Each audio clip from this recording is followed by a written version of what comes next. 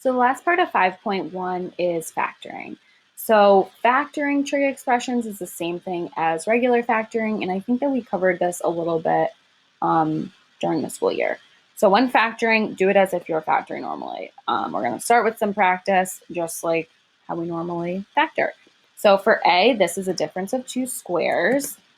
So in a difference of two squares, it's the two, we call them binomials, where you put an x with a parenthesis, x with a parenthesis.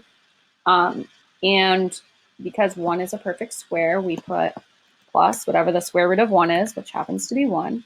And then in our other parenthesis, we put minus that as well, so minus 1. So let's say that this number was 16, x squared minus 16, it would be x plus 4, x minus 4. Moving on to B, so x squared plus 4x plus 4. So once again, we have those two binomials, the two parentheses. They're both plus, so here, both plus, and plus. And we want to think of a number that multiplies to 4 and adds to 4. So that would be 2 and 2. 2x plus 2 factors. All right, easy. Moving on, x squared minus 7x plus 12. So once again, we have the two parentheses. We want a number that multiplies to positive 12 and adds to negative 7. So if we're adding to a negative, multiplying to a positive, that means double negative. So here, the factors of 12, we have 2 and 6. Negative 2 minus 6 gives us negative 8. That's not right. We have 3 and 4. Negative 3 minus 4 gives us negative 7. So those are our numbers. And then the last one, this is, you have to factor by DCF, so greatest common factor. So the greatest common factor between the numbers would be 3. The greatest common factor between the variables would be 1x, because they both have 1x in common.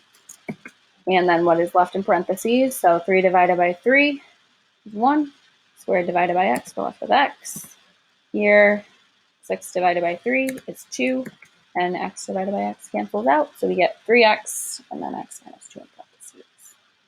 So let's go now to our trig function. So here we have secant squared u minus 4. So if we look up at these different examples, this one looks the most like A.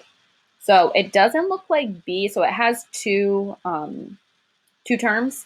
It wouldn't look like D because we don't have another variable here. This one had 2 variables. This one only has 1. So it's going to match up with this one. So when we write out our 2 parentheses, instead of writing x and x in them, we're going to write secant theta. Do I have a little theta here? I think so. Special characters. Theta. Theta recognizes my theta. There it is. Secant theta. And then another secant theta. Let's copy it.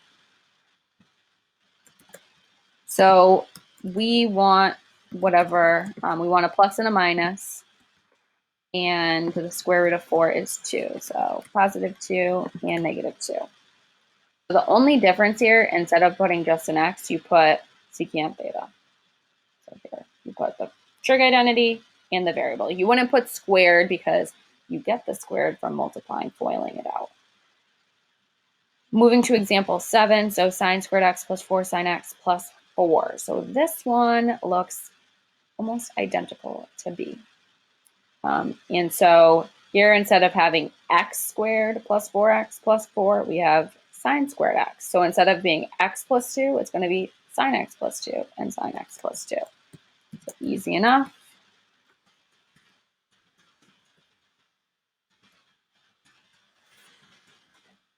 And we're done.